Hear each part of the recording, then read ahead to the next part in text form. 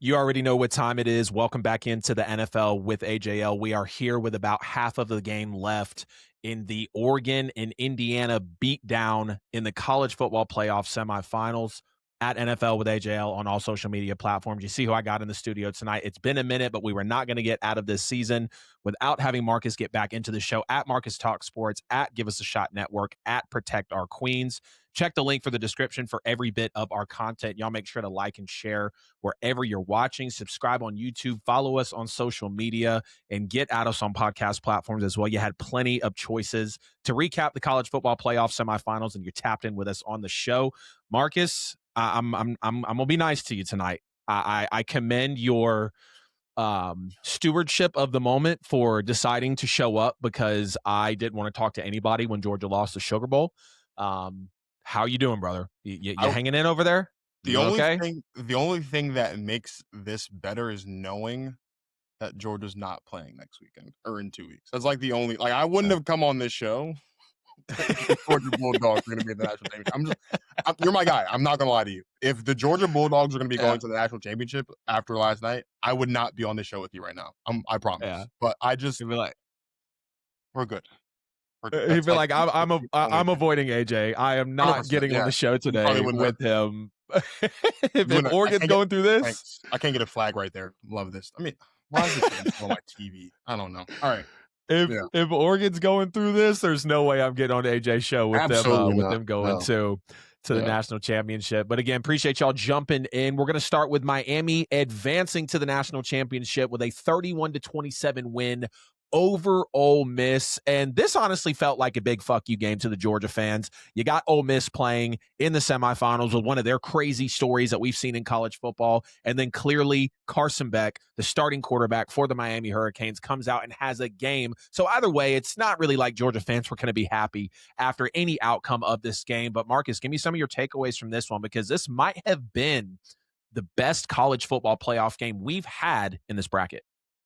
No, it definitely was. I think, like, there are two things that stick out to me most. Most of them have to do with the quarterbacks. I think number one, starting with Miami, I think Carson Beck, oddly enough, has proven this season that he is going to be like the perfect game manager in the NFL next season. Like, he is going to be a guy that makes a career and gets up to second and potentially third contracts just off the strength of his ability to manage a game well, right?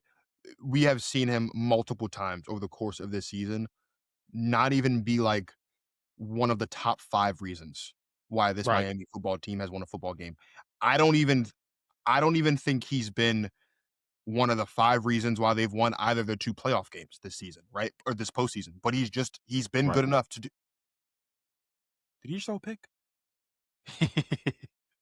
Oh, no, I don't think he did. No, he didn't. Why is Mendoza still in? Whatever. Okay, sorry. Yeah. I was like, hey, once you go up by 5 scores, insane. take your guys out. Insane. Yeah, that's insane. But anyway, sorry about that.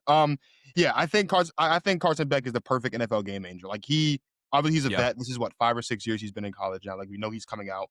And I think, honestly, like, one of these teams who need a quarterback, I'm not saying one of these teams who need like a QB of the future necessarily, like the guy that's going to come around and change the franchise. I don't think he's a franchise changing quarterback. But like, you know, a team that's kind of picking high up there, who like maybe needs a guy to come in and kind of start to fill the depth chart, like a Pittsburgh Steelers, for example, I think would be great for Carson Beck. Like, he is a guy who, if Aaron Rodgers comes back next season, is Carson Beck just automatically the starter? No, I don't think so. But would you shy away from putting Carson Beck in as your starter if Aaron Rodgers doesn't come back to play football for the Pittsburgh Steelers next season? 100% you would, because I think he has all the things that you would want to see out of a guy who's played football for 6 years. He's experienced in pro-style systems, right? He spent most of his career as a backup in Georgia, played that one starting year for Georgia. Now he's in Miami under Mario Cristobal, who we know is a Saban disciple. So we know what that looks like, right? He's accurate. He's calm. He doesn't panic often. Now, when he panics, he panics, but he doesn't panic often. Like, he's good under pressure. He wins. He has great timing. He has great rhythm. He's very situationally aware. Again, just comes with having been playing college ball for 5 or 6 years, right? He knows what it takes to take our team down the field and put you into field goal position to kick a field goal, or to put the ball in the end zone to take the lead or tie. Like, he's been in all these situations. And at the very worst, with a good supporting cast around him, this is a guy who I think can consistently go out there and win you at least 9 games a season and have you in the thick of the wild card hunt every single year.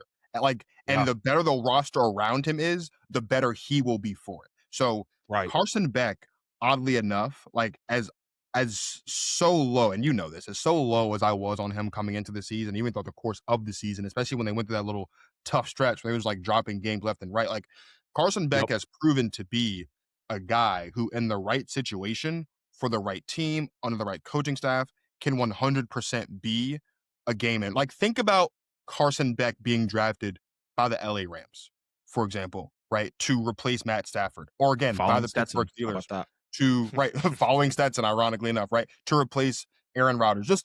Just he is a lot better than I initially gave him credit for. And Yeah. I think that is huge for Miami going into a game where they are going to need to be perfect on offense to have a Yeah. puncher's chance. They have scored again to Again, have a there's the 50 puncher's burger. chance in this game. This score says 55-15. Phew. I'm Hey, in I bed. just want you to know, I just want you to sit in this for a second, and I just want you to know, this is the fucking payback for what you said about my Saints. You are now here with me on a recording as your boys are getting belted. No, they are. Front of the belt, back of the belt, buckles slipping out of your hands, hitting you in the back type of belted, bro. And you're on the show with me right now.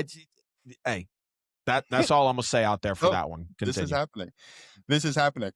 As it relates to Trinidad Chambliss, you and I were kind of texting about him back and Gamer. forth earlier. Especially as Gamer. it relates to like whether or not he's able to declare. It came out earlier today that his appeal for 6th year was denied. And Yeah. apparently Ole Miss is going to appeal that decision again. But Yeah. if he does end up declaring for the NFL draft, I think Trinidad Chambliss is going to be the Anthony Richardson or Trey Lance of this year's draft class. But he's actually good. Like Wow. Anthony Richardson, his draft stock jumped the year he came out off the strength of like a couple good games at Florida, right? Yeah, Trey off the Lance's strength of the damn combine, I feel like. yeah, and the combine, right? Trey Lance's draft stock jumped off the strength of a good combine and a good pro day, despite the fact that he has played the least amount of collegiate games any first round quarterback has ever played, probably in the history of the NFL draft.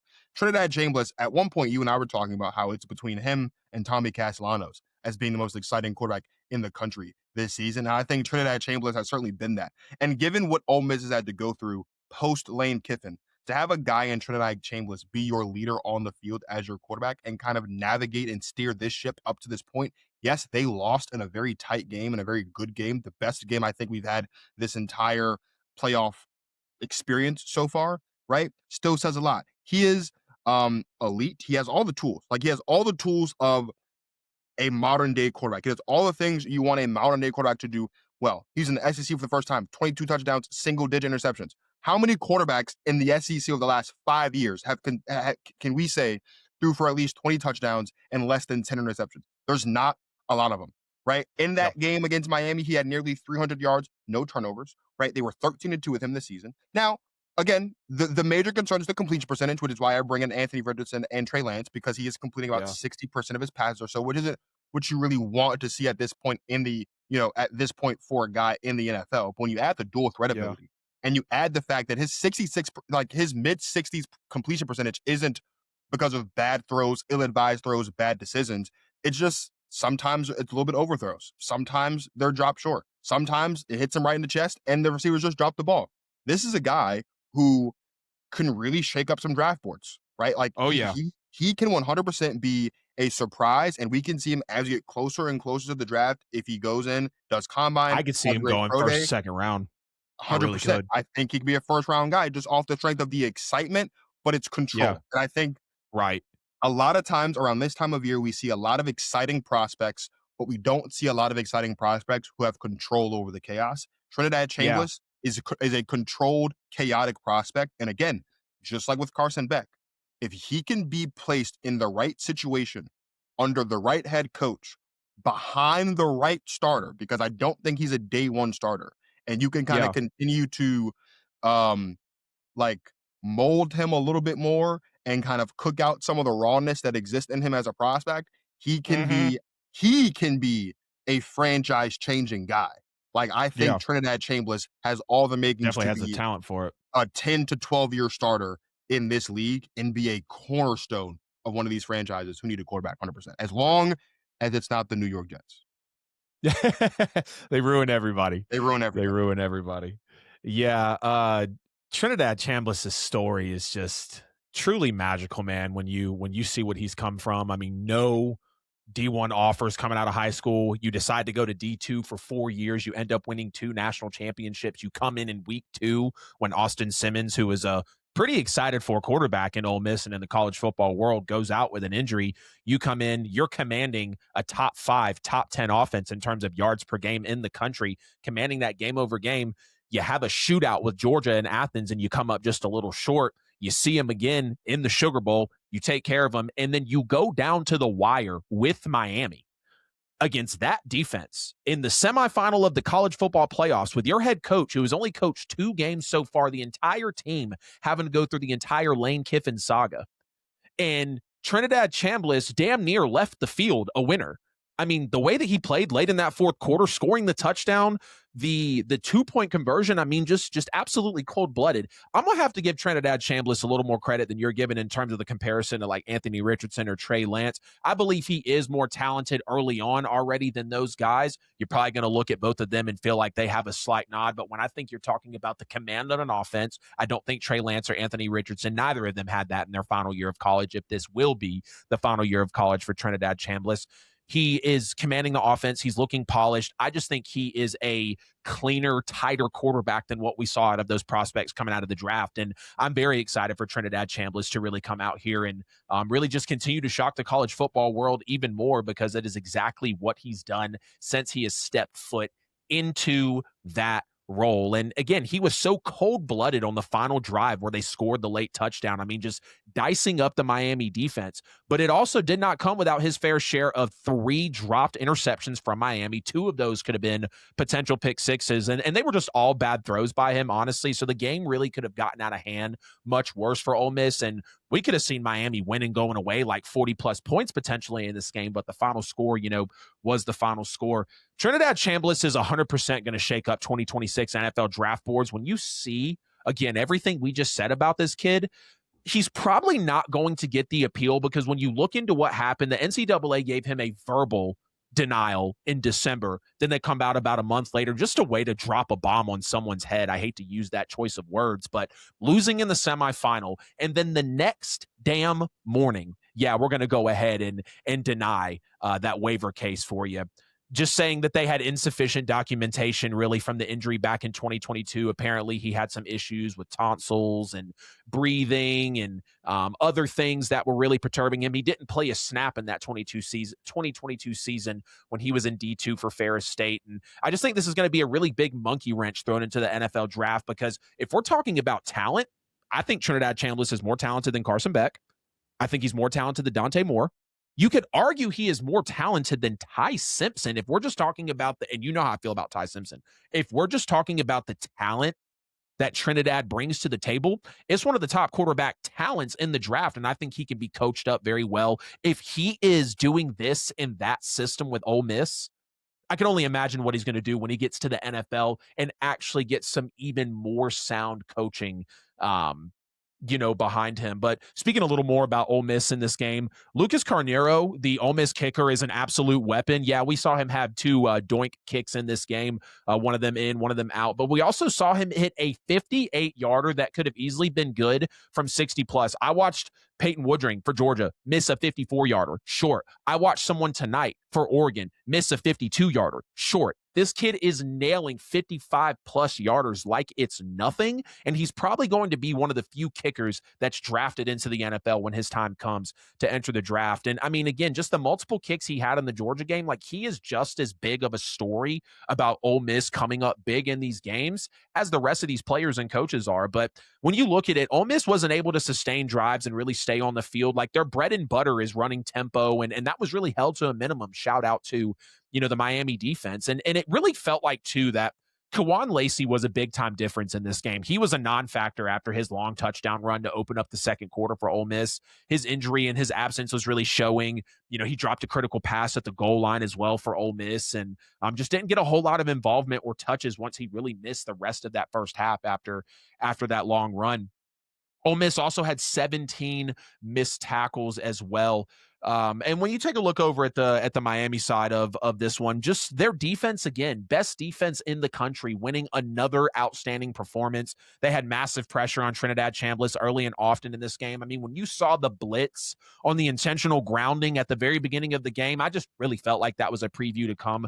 12 pressures on 37 dropbacks, and you look at Miami's domination on the time of possession in the trenches in this game. 41 minutes and 22 seconds to Ole Miss's 18 minutes and 38 seconds. Doubled them up in time of possession. Miami had 88 plays to Ole Miss's 60. At one point, Miami had ran 34 plays to Ole Miss's 8. 11 on 19 of third down for Miami. Ole Miss was 2 of 10. There's a stat floating around that's saying Ole Miss had 0 yards on third down, but they converted 2 of 10 third down. So I don't know if that's really averaging out correctly, but when you look at 2 for 10 on third down versus 11 for 19 from Miami, to get into a third down situation 19 times and convert more than 50% of those, it's always going to be a big time walk away win for you. But I felt like Miami's defense still left some stuff on the field. They only had 1 sack in this game, and that was actually right behind the line of scrimmage on a sort of a mid to late game scramble by Trinidad Chambliss. And Miami also had no turnovers in this game. Now, yes, they did drop 3 interceptions. 2 of those should have been pick sixes, but plenty of pressure on Trinidad Chambliss. I got to come out as a Georgia fan and give Carson Beck his flowers. Carson Beck finally came out in a game and had a signature performance, had a signature win. I know it says he has negative rushing yards in the box score, but he had multiple carries in this game that extended drives. Of course, we have the touchdown run to seal it with 40 seconds left. I must say, if I'm a Georgia fan watching Carson Beck run that touchdown in against Georgia to take the lead late in the game, I don't know what I would do.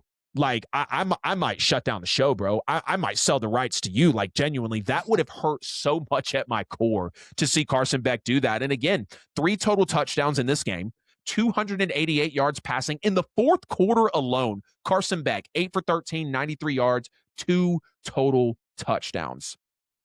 And I know there's a lot of Georgia fans out there hating on Carson Beck, and it's really easy to be doing that. I was a little bit of one of those haters earlier in the year, more in the games where I saw Gunner performing at a high level, not turning the ball over, Georgia really being able to fight back. Carson Beck never presented that type of play in his 2 years at Georgia, and respectfully has never really presented that type of play until now at the University of Miami. Georgia fans don't really have any reason to be pissed at Carson Beck because we were the one that sent him off, but his time had run its course. He was at Georgia for 4 years. He had 2 full years as a starter, and it was very clear that with him and Mike Bobo, it was not going to be getting things done, because if you look this season, same offensive coordinator, different quarterback in Gunner Stockton, and Gunner's winning us big games. I mean, we went live after the Tennessee game, the Ole Miss game, when we didn't go live, but you look at the first Ole Miss matchup, 43-35, outscoring them. I think it was 21-10 in the fourth quarter, 21-7, something along those lines. The Texas game, the Alabama game. I just don't believe Carson Beck shows up big in those types of games. And it's easy to turn back and say, well, AJ, how so, when he just played his best game of his career in the college football playoff semifinal? You're absolutely correct. You're absolutely correct on that. But that doesn't mean that before this, that Carson Beck had signature wins. And, before this game, it's not like Miami was winning because of Carson Beck. You look at the Ohio State win, they won in spite of Carson Beck. You look at the way that they played last night. Fletcher ran the ball extremely well. Miami ran the ball extremely well, actually. 191 yards total. Fletcher himself accounted for 22 carries, 133 yards. That's 6 yards per carry for the mathematicians that are out there. Let's get into this debate about the end of the game, Marcus. Did you think the final play on the Hail Mary was a PI, and should it have been called?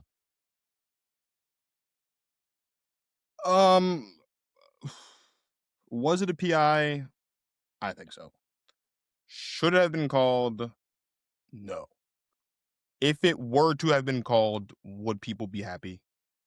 No. So it doesn't really matter. at the end of the day, right? I think no matter how you slice it, that call, especially because it was literally the last play of the game, that call, no matter how you call it, no one's going to be Mhm. happy, or not everyone's going to be Mhm. happy, right? Right, You right, do it right, exactly as you did it. You don't call it. Ole Miss fans are pissed, right? You right, call it. It happens in the end zone. So where's the ball get moved to? The 1 yard line. So now if Ole Miss scores a touchdown next play, who's not happy? Miami fans, right? right. No Well, matter they would how have you moved up slice 15 that yards. situation, PI in college is a 15-yard, what's it called? that's But they right. still would have So, been 15 yards but closer. you Probably still, would have you're been still around 15 like the yards 40 closer. odd. So Right. if they've got another shot at it, you know what I mean? Like it's just no one wins in that situation. I also that's so Yep. disgusting. We scored a touchdown with 20 seconds left. Get the whatever. Get off my I have television screen. always this is insane. This is disgusting. I've always felt anyway, and I think this is just because my dad's an official. I always kind of give officials like I feel like too much of the benefit of the doubt. Like I don't know if I'm an unbiased party here. I think I think they got it right, but I also think they got it right because I feel like my dad would have done the same thing in that situation. So I don't know. Would have swallowed the whistle. 100%. Like it's the last play of the game. You know what I mean? And it's Yeah. equally consequential no matter how you slice it. Like I said, you Yeah. call it. Ole Miss scores the next play on an untimed down. You're still, you know what I mean? Yeah. There's no winning in that scenario. So I would much rather I would, and I can be in minority. I would much rather see officials not call something and just Mhm. leave it than call it, and then the team that commits the penalty suffers on the back end of it And because loses. of a controversial call. You know what I mean? Yeah. Yeah. Err on the side of caution all the time. Also, too, the game was pretty tough. Like the game was pretty physical all game. You know what I mean? Yeah, it And was. the other thing I've always said too is if it's not a foul in the first 58 minutes of the game, it's not a foul in the last 2 minutes of the game. So they would not have called that a There were pass questionable interference in the calls out first there on the 58 field. minutes of the game. I have no problem with them not calling it on the final play of the game. Yeah. That's where I gotta disagree. I think if that play happens at any other point in the game, you call that. You He's think so? pulling down on his jersey 5, 6, 7 yards going down the field. I mean, it's plain as day. We've seen all the angles, Yeah. right? Here's where I believe you have to make that call at that point in the game. If the refs can go out of their way to count a safety bouncing off the pylon for the Georgia Bulldogs and give them 1 second left on the clock and make sure that the stage gets rolled out onto the field, which was the right call. Oh my God, the refs were trying to give it to Georgia. No, actually, they just called the game correctly, and you guys are just pissed because you wanted to have your celebration. I get it. That's on y'all, though. The way that they called that was correct. You have to make that call because it's so egregious. It's so apparent that it's a pass interference. And just because it's the right call and it's going to piss some people off doesn't mean that you swallow the whistle and keep the flag in your pocket. It doesn't mean that you do that at all. It was a very physical game, 100%. It was a game where they let these guys play all night long, and there were some questionable calls in this one. We saw some of the targetings, we saw some of the pass interferences. I thought for the most part, the refs got it right in this game. But I think you have to throw that flag because you're talking about moving Ole Miss 15 yards up more. Obviously, we're doing some hindsight revisionist history here. You're talking about Ole Miss moving up 15 yards more.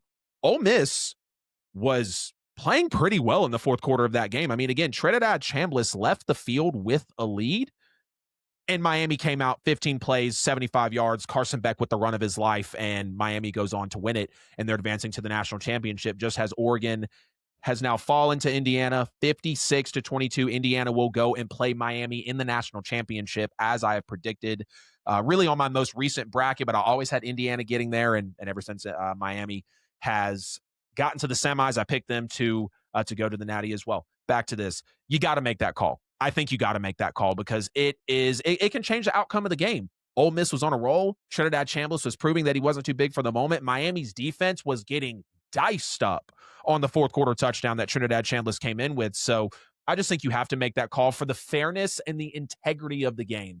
That call has to be made. We'd love for y'all to get down in the comments. Let us know what you think of Miami advancing to the national championship over Ole Miss, 31-27. Carson Beck and Mario Cristobal are headed to play a national championship game at home. And now we just had the conclusion of Indiana for a second straight game, putting belt to rear end in the college football playoffs. They blow out Oregon 56-22 in the Peach Bowl. I saw a lot of people on Facebook selling tickets to this game, and respectfully, I'm glad I did not pursue them because this game was over very quickly. Marcus, what are your takes on your Oregon Ducks now suffering in the second straight year a horrible, horrible blowout playoff loss under Dan Lanning to probably the eventual college football champions? Losing to the eventual college football champion is not all. Like it's not the worst thing in the world. Yeah. I think the loss last year was probably a little bit easier digestible because of the fact that there's only been one team with a bye in this iteration of the college football playoff to have won a football game off of a bye. So Yep. if it was 7-1 and we were the one instead of 1-7, I would feel much differently about that loss. So Right. I'm not super duper duper upset about that loss. Also, again, in both instances, well, last season we beat Ohio State right in the first game, but we escaped Ohio State with a win. Yeah, yeah. Yeah, That you was a did home because game, but Will Howard was a goofball. we escaped that Ohio State game with a win. I didn't think we would get boat raced in the Rose Bowl last year, but I didn't think we were going to win the game like walk. Like I definitely thought if we won it, we'd have to earn it and play a lot better. Right? Yep. This game, Indiana's been the best team in the country. You can argue probably wire to wire. Like if we really think about it, I know that we all Yeah. kind of expected Ohio State to be better, and they were, right? They were undefeated up until the Big Ten championship game, and then obviously they lost to Indiana, right? But I Right. think if you really sit back and you look at what Indiana has done and who they have been this season, they have quite honestly been the best team in the country from week one. It has been the case. What they didn't have was meaningful wins on their resume until they Yep. walked into Eugene week 6 and beat the Oregon Ducks, who were the number three ranked team in the country at the time, 30-20. And then Yep. went into the Big Ten championship game as an underdog and Yep. beat Ohio State at Ohio State's game. And then they've only followed up with 2 blowout victories in their Only. quarterfinal and semifinal playoff games. So Indiana, Yep. far and away, whether we like it or not, has Yep. been the best team in the country this season from the beginning to the end. Biggest takeaway, obviously, Fernando Mendoza, you are going to be the number 1 overall pick in this year's NFL draft. I think he has proved that he is worthy of that number 1 overall pick. And I think not just because he beat Dante Moore, not just because he outplayed Dante Moore in this game, but I think he proved in this game with this win, the way that he played, that he was always going to be the number 1 overall pick in this year's draft, whether Dante Moore declared for the draft or not. Fernando Mendoza is probably the best quarterback we have had come out since Trevor Lawrence. Now, I know that sounds crazy because we have had a lot of really good Sounds quarterbacks very come out outlandish. since Trevor Lawrence. But what I mean by that is, and I was just having this conversation with a friend earlier today, right? Yeah. We have 100% seen more skilled quarterbacks come out in the NFL draft since Trevor Lawrence. But when it Right. comes to just being a quarterback, making Yeah. good decisions, his timing, Right. ball placement, his accuracy, pre-snap, post-snap, like all of the NFL things ready. that Kurt Signetti is asking him to do on a daily basis. They mentioned it on the broadcast. They have gone nearly 1,000 snaps since losing a fumble. And I don't know if you know this or not, Adam, but the offenses that are most inclined to fumbling the football are offenses that run RPO heavy. This is the Yep. heaviest RPO team in the country. If I was thinking they were the heaviest RPO team in this playoff field. They haven't lost a fumble since the 18th snap of the season. We have watched Fernando Mendoza win the Heisman Trophy. A quarterback won the Heisman Trophy on a team that runs the football 55% of the time. Do you know what that means about Fernando Mendoza? That means he is an elite quarterback. That means he knows what he's supposed to do, and he does what he needs to do every single time. In the game last week, he had more touchdowns than interceptions, more touchdowns than incompletions. In this game tonight, if I'm not mistaken, he had more touchdowns than incompletions.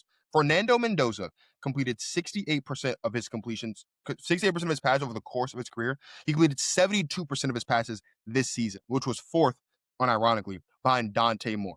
Right? He has had only one game the last 2 years. He has thrown multiple interceptions. Against Alabama in the Rose Bowl, he completed almost 90% of his passes. In tonight's game, again, multiple touchdowns, very few incompletions. He doesn't panic.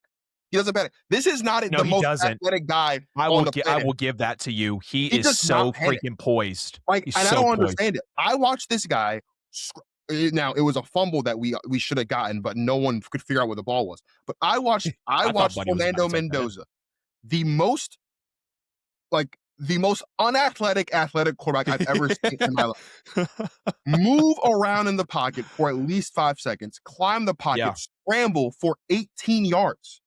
Yeah. He's not look at him. He's not supposed to be able to do that, bro. He's the most athletic quarterback I've ever seen in my life. He averages 8 Some Mac yards Jones per type attempt. stuff. 100%. He averaged 8 yards per attempt against top 10 defenses this season, and Indiana's offense finished top 5 in EPA per play.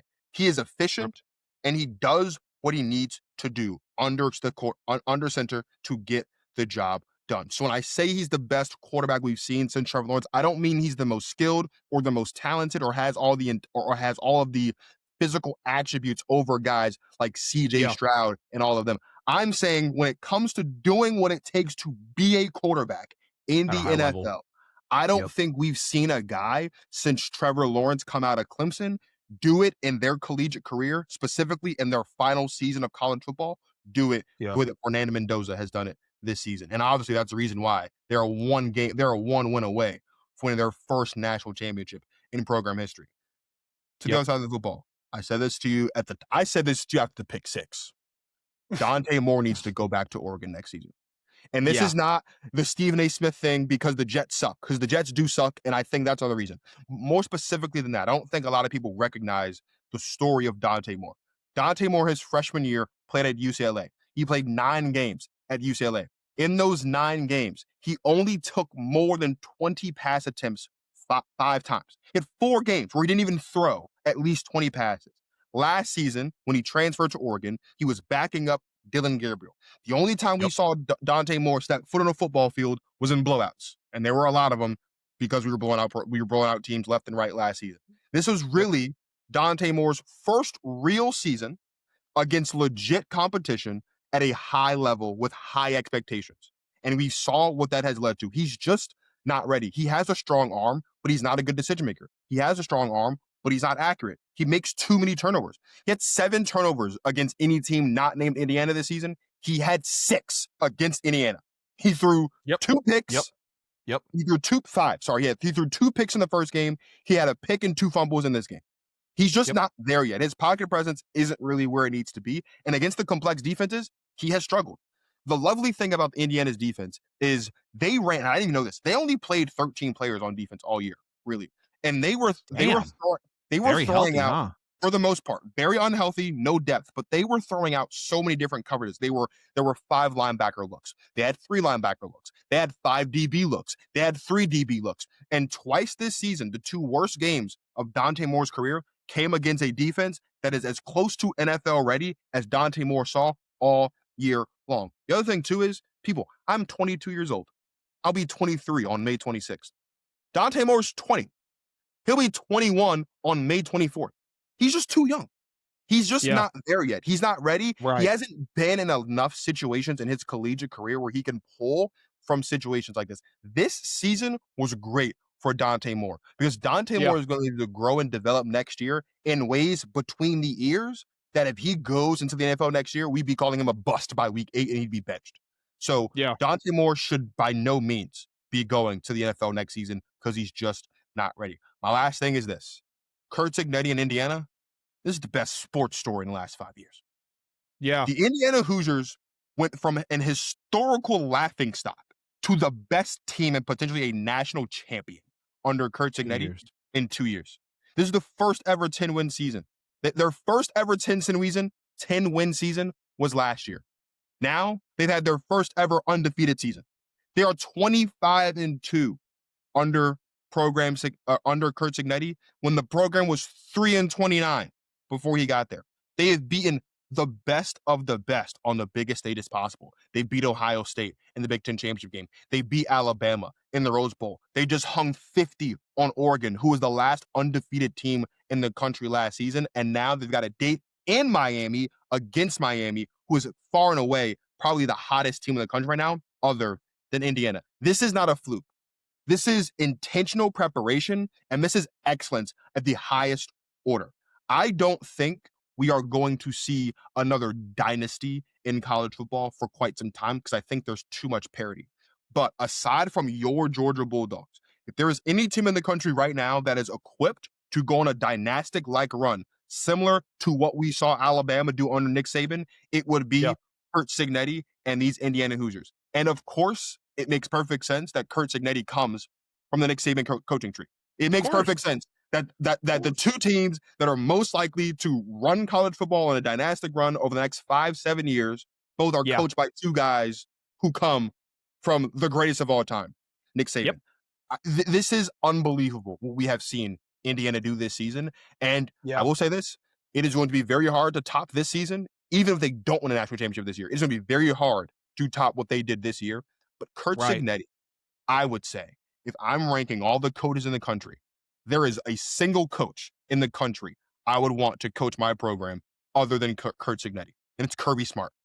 And if we get to draft coaches and Kirby Smart's off the board, Curt Cignetti's number 2. And that is not recency bias, that is reality. And I, of all people, for sure, would I wouldn't be pissed if you said Curt was number 1. I would not be pissed. No reason to prop up Curt Cignetti after his team has just blasted my favorite football team on national television. So with 0 5-star recruits. 0 5-star recruits. I've been 0 5 stars, and I've been thoroughly impressed with what I've seen from Indiana this season.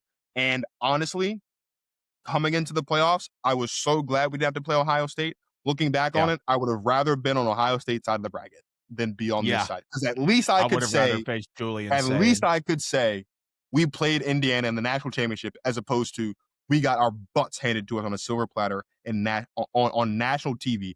This game stopped being a game in the second quarter. There was no coming back for the Oregon Ducks in this game. And that has a lot to do with Curt Cignetti and what he's able to do on the sidelines. He's never happy, bro. He's never happy. Never satisfied. Job's not done. But I'll tell you one thing. I guarantee you when they win that national championship in about a week and a half, we're going to see some emotion. We're going to see Curt Cignetti having smiles left and right. We might even see some tears. Like he's going to show it once they get the job done.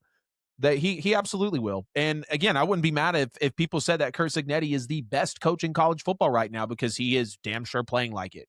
Hurts my Georgia pride. Y'all know that I think Kirby is the best coach in college football right now. But I have no problem also letting someone else in Curt Cignetti share that title because when you're doing what he's doing, I mean, we've seen all the posts, we've seen all the videos, we've got all the information. We know what Curt Cignetti has done in his time in Indiana, and I believe it's just going to be magical as time continues to go on with this Indiana Hoosiers football team. It was funny, man. I knew I had the podcast tonight with you, and it was about 8 o'clock, and I was starting to get a little tired. I just eaten a few burritos. I was like, all right, like we're settled in. We're ready to go.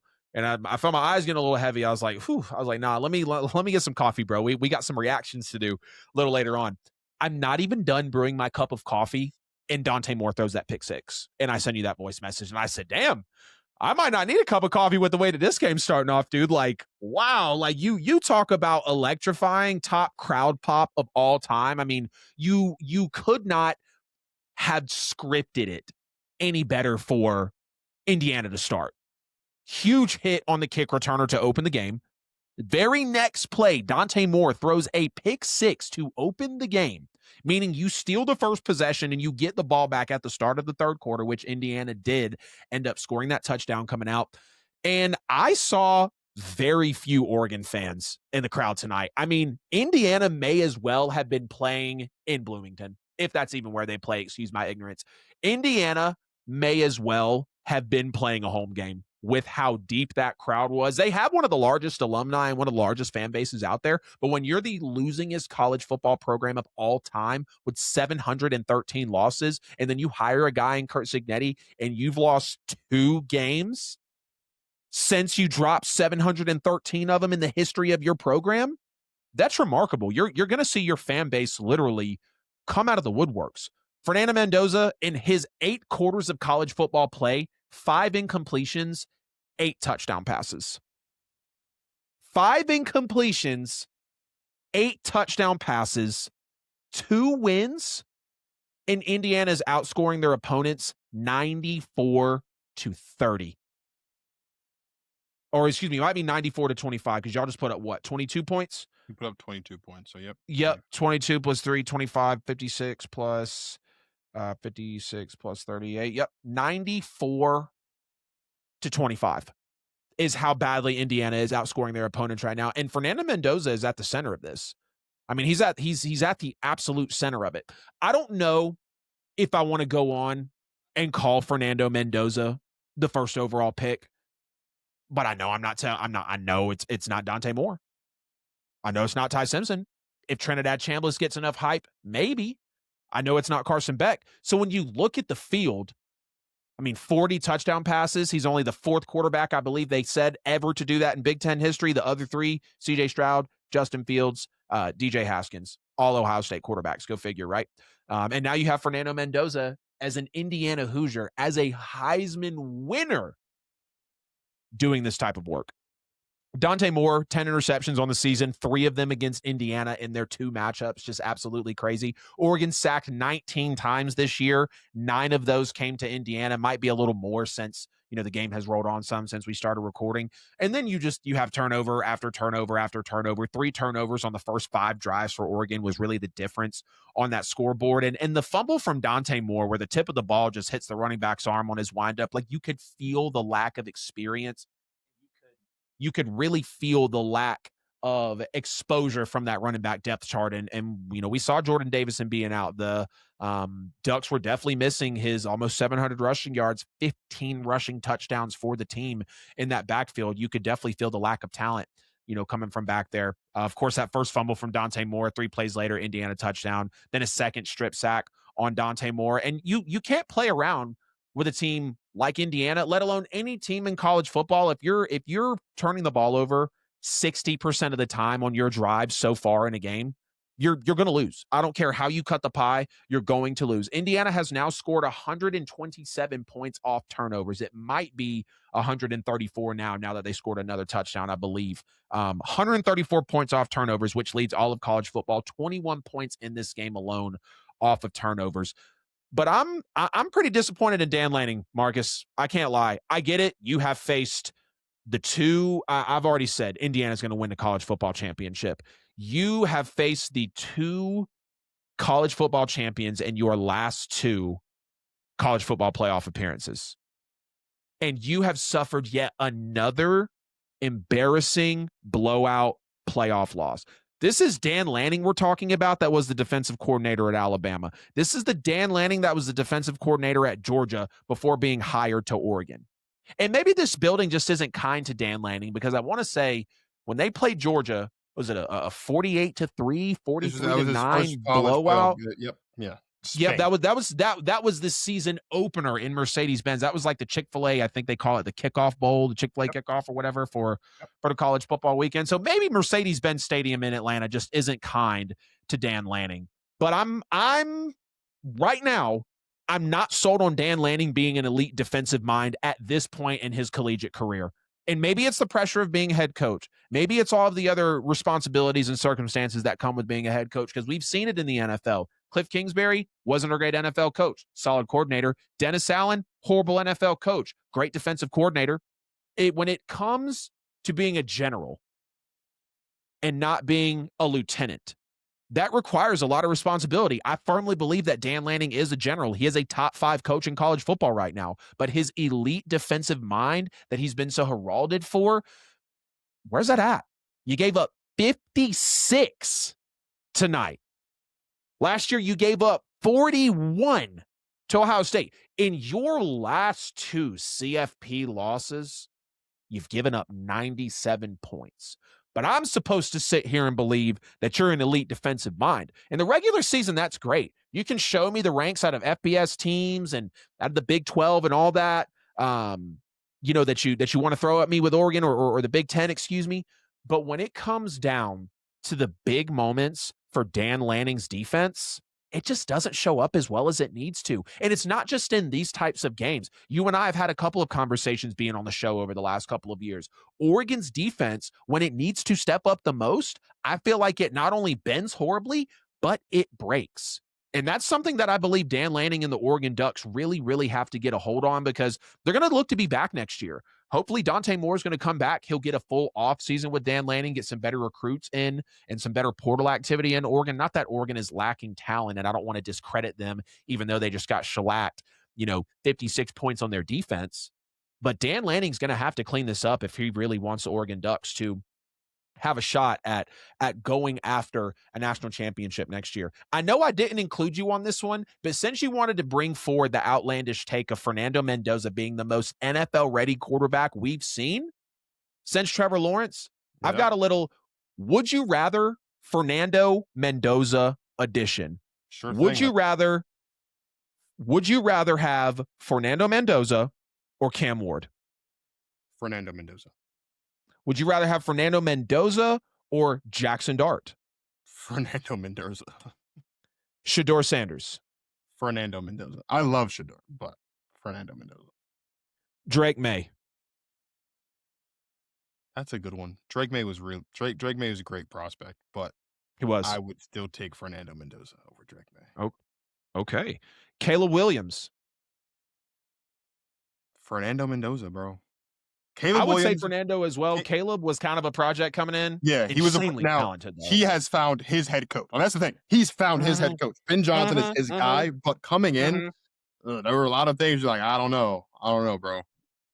Yep. He made the big backyard plays look great, but the fundamental layups were just very tough for him. Yeah. Would you rather have Fernando Mendoza or Jaden Daniels? Fernando Mendoza. CJ Stroud.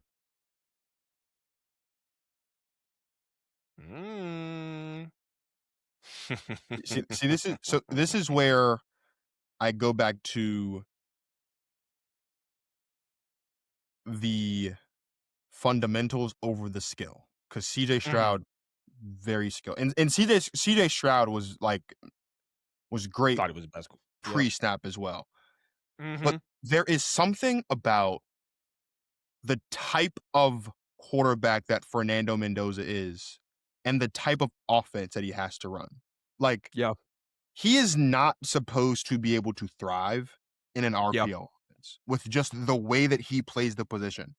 And he does it better than anyone we've seen run an RPO style offense the last couple years. I would take ever so slightly, I would take Fernando Mendoza over CJ Stroud. Okay. I would give the nod to CJ, and I'll go back a little bit and just kind of give you some slight takes on who I would maybe take Fernando or these other guys. Fernando Mendoza or Bryce Young? Fernando Mendoza. I would agree with you. I would Bryce totally Young's agree not, with you. Bryce Young's not undefeated and winning the Heisman with this Indiana team. Fernando Mendoza or Anthony Richardson? Fernando Mendoza, easily. Agreed. Will Levis? Fernando Mendoza. Justin Fields? I think this is easily Fernando. Fernando Mendoza. I was a big Justin Fields guy, though. I was too, brother. I was a massive Justin Fields, bro. I love them. So my first time with my life for seasons, bro. He just left me on an island, dog. I couldn't do it no more. Yeah. My first time being a guest on a pod, I was a guest on This Just In, and we talked about Justin Fields' draft stock, and I defended him like my life depended on it. I was a huge Justin Fields guy. Kid was a monster at Ohio State. Let's not take that away from him. He just hasn't found his guy in the NFL. That's all. Right. He just hasn't found his coach. I think you give Justin Fields a potential Ben Johnson, Cliff Kingsbury, Mike McDaniel type of thing. I'm not saying it's going to be exactly what Caleb is, but it would be close. The Bears at the time, they ruined everybody. You know what I mean? Yeah. The Jets, wish you could have stuck it out with the Steelers. But anywho, are you taking Fernando over Justin? Yes. Same. Justin Fields was solid coming out of college, but I do not believe he was as polished as Fernando Mendoza. And the chosen one, as you mentioned, Fernando Mendoza or Trevor Lawrence. I would still take Trevor Lawrence. I think Trevor Lawrence was equally as good as Fernando with all the intangibles, but he also had the athletic ability as well that you're looking for most of the time for a quarterback in this era. But it's really close. Trevor Lawrence could go with this Indiana team. I also think if Fernando Mendoza, the guy I just watched play football tonight, and we've watched him playing football all season, went on that national championship Clemson team, they would still win the national championship that season. I think it's that close. I think I would say Trevor Lawrence is the last quarterback that definitively I would take over Fernando Mendoza if we put them all in the same draft class. You can go a little Yeah, bit back further than that and get to some other prospects, but if we just draw the line at right. Trevor Lawrence, I think he's that first quote unquote line of defense, if you will. Yeah, yeah, absolutely. And looking over it, like I would take Fernando's NFL readiness over Fields, over Levis, over Anthony Richardson, over Bryce Young, not CJ Stroud. I don't know. Jaden Daniels had a really phenomenal rookie year as well, so I still might keep Jaden. I would take Fernando over Caleb because he was still a bit of a project. I would take Fernando over Cam Ward because his mechanics were out of whack. Same with Jackson Dart. It's tough between Shador and Fernando Mendoza because I'm a Shador fan as well. Um, hmm, I think I'd have to go Shador Sanders here. I really do. A lot of hate's going to come my way for that, but I think I'd have to go I Shador can over see Fernando. that. I think the one area why It's Shador's talent level combined with I felt like he was NFL ready coming out. Like I he still was. stand on the fact that he should have been a number one pick. Absolutely, absolutely. I think the part where I give the edge to Fernando with Shador is there were some just like from a decision making standpoint, and we've seen it in the Yeah. NFL. There are just some times when he makes questionable decisions, but it's when he's like under duress and when he's in a situation where he panics. We have Yep. never seen Fernando Mendoza panic. Like even in situations where he should panic, he doesn't. Right. And Right. maybe that's not his fault. Like maybe we shouldn't hold that against other guys. But I am I told he's the most athletic quarterback I've ever seen. Like he should not be able to maneuver in the pocket the way that he's able to maneuver in the pocket and extend play. Mhm. Most times, this is the thing. Most times when we think about being able to extend plays, we think about being able to extend plays outside of the pocket. Guys rolling to their right, guys rolling to their left, doing the Aaron Rodgers Yeah. thing, right? Getting Yeah, yeah. as close to the Pirouetting. sideline as you possibly can and just kind of hugging that sideline and either chucking it down the field, waiting for your guy to get open, or chucking out of bounds before you take that sack or before you get hit, right? Fernando Mendoza, it's almost, and I'm using this comparison sparingly, but it's the first thing that comes to mind. Like Tom Brady was like that, right? Like Tom Brady was really the first quarterback that we kind of saw consistently step up and climb the pocket to evade pressure Mhm. rather than Mhm. drift to the right or the left. Like we've seen other guys do it here and there, but he's kind of Yeah. the guy that Definitely like, pocket general. and again, it's because he couldn't move. Like he was a statue. Like there was no rolling out for Tom Brady. You knew you were going to catch him. So he learned Yeah. how to step up in the pocket and have the pocket collapse behind him as he's Yep. stepping up. Fernando Mendoza doesn't just climb the pocket. Fernando Mendoza moves left to right, right to left in the pocket, all while it's collapsing, and is still able to, almost like a running back, find a hole and then get through it and make something Yeah. happen. And for a Yeah. guy at his height, at his side, he's probably going to have the slowest 40 time of all the quarterbacks. But Yeah. but you'll never doubt his ability to extend plays that way. It's a Exactly. really interesting thing. And I think Yeah. that's what makes him hard to game plan for. It's like he can't run, but that doesn't stop him from running Yeah. and being effective with it. Like Right. he gets a couple yards, he slides. He's not out here taking big hits and doing the crazy things. It's so they compared him to Joe Burrow, and I during the broadcast, and I cringed a bit. One, because I was the biggest Joe Burrow fan on the planet outside of Louisiana, and Yeah. I think Joe Burrow is one of those prospects you talk about NFL readiness beyond Trevor Lawrence. Like clearly, he was better than Fernando Mendoza, and Yeah. it sounds because Joe Burrow is one of the greatest college quarterbacks of all time off the strength of that one season. So it Mhm. feels crazy to compare him when you think about like some of just the intangibles and what he's able to do just in the pocket alone. He does Yeah. have some Joe Burrow in him. I think, bro, he is. Yeah, I think he is. I think Fernando Mendoza is the real deal.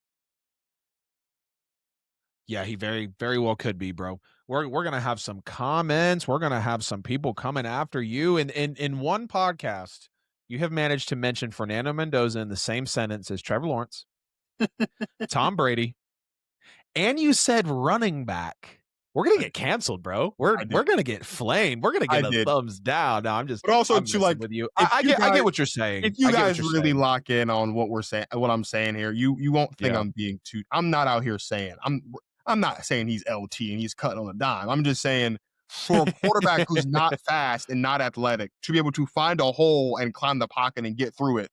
I don't know. I feel like that should be a feather in his cap and a reason why you should be excited to have Fernando Mendoza on your roster in the Yeah. NFL next season. That's all. Yeah.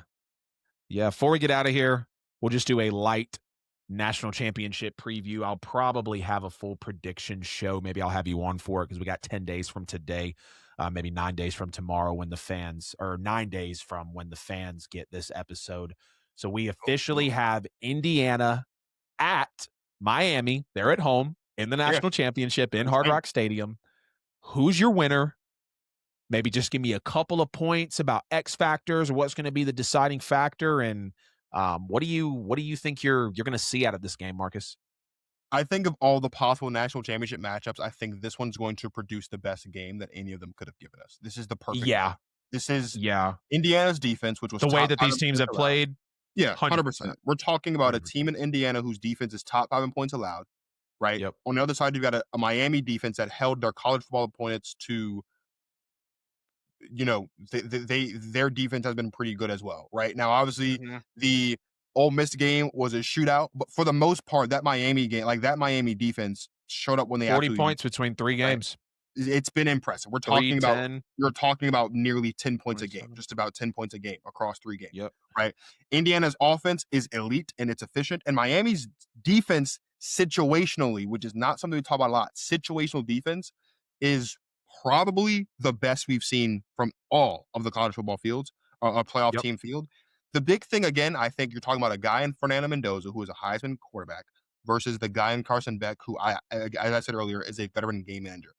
I think Indiana is going to win this game because they are the better team. But I would not be surprised if Miami wins because I think, ironically enough, 27. Mario Cristobal, I know for a fact Mario Cristobal is going to have his defense prepared. 44. He's going to have his defense prepared to handle. Yeah. He is going to, and I know this sounds crazy, he is going to force Fernando Mendoza to beat them with his arm. Yep. I'm not saying Fernando Mendoza can't do it, but as I mentioned earlier, the Indiana offense runs the ball 55% of the time because it's effective. And most of that stuff is off of RPO. And I think the focus of the Miami defense is going to be not only just to shut down the RPO, but to shut down the run game specifically. And if Fernando Mendoza throws the ball 40 plus times, which I don't think he's done that all season just because of how good they've been. Right. I think that if I'll put it like this, if this national championship game looks like the Big Ten championship game, where it's a low scoring game and whoever has it last wins, Miami wins this game. If this game turns into a shootout or a boat race, Indiana wins. Miami needs this game to be physical, hard, and tough. Not because Indiana can't win that way, but because all of Miami's wins have been that way. That's how they've gotten to the dance. And if they can do that, that will get them their first championship in 20 plus years. Right. Good. Very, very good points there. And I'm with you on a lot of that. Fernando Mendoza has thrown the ball 31 times, only twice all season. Outside of that, he has one game where he's thrown the ball 30 times. On average, he's putting it in the air about 15 to 25 times a game. So he has 3 games all season where he's passed the ball 30 or more times. Every other game, he's passing it for 28 passes and under. So yeah, there's a very good chance that Fernando Mendoza could be forced into a lot of passing downs in this game, and I think we'll really see who he is as a quarterback. Also, this Miami defense is going to be the best that he's seen all year on the biggest stage all year on the road. Like, it is by far, not just because it's the national championship, but because of who is on the other side of that field and where you are playing in Miami. It's going to be a major test for all of the Indiana Hoosiers, the state of Indiana, the coach in Curt Cignetti, the quarterback in Fernando Mendoza. I think we're going to see a fairly solid defensive game. Like you said, Mario Cristobal is going to have his guys prepared. And if this does go to a shootout, I think I'm right there with you. I think Indiana could come in and win it. And I have Indiana winning the ball game. Now, something does tell me that Miami could win this game convincingly because of that defense. I mean, they have a lot of freaks on the defense. They really do. And I don't know if Oregon has any guys that can really outmatch that, or not Indiana. Oregon, Indiana has any guys. Yes, I'm trying to be nice to you. Indiana has any guys that can outmatch that when you're talking about all of the defensive unit that Miami's going to bring to the table. It's going to be a great ball game. I'm excited to see the quarterback matchup. It's going to come down to mistakes and ultimately who is the more efficient team offensively, because I think points are going to be at a premium. If for some reason this does turn into a shootout, I would be surprised. I think Miami does have the stones to hang in this one and win a shootout, but I believe that favor does go to Indiana. So I've got Indiana winning the national championship, standing on business. As I said, once my Dogs were eliminated, Marcus is thinking the same as well, but it very well could turn into a victory for the Miami Hurricanes, and Georgia fans would have to grit their teeth as Carson Beck, in his first year after leaving the Georgia Bulldogs, would be hoisting a national championship and technically the third one of his collegiate career.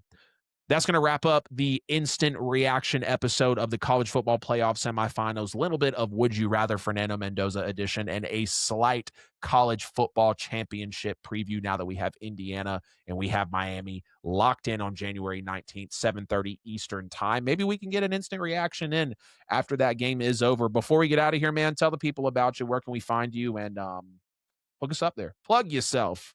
At Marcus.talks.sports. I need 1,000 followers. I need it bad. I've been hovering at 990 something these last couple weeks, and like I'm really not one to care about the followers. I'm more so one to care about people who like engage with my content. But like I just Yeah. am getting sick of looking at the 99s on my on my Instagram. So if you feel so inclined, Yeah. after all the nonsense I've spewed tonight, if you feel so inclined, please give me a follow on Instagram.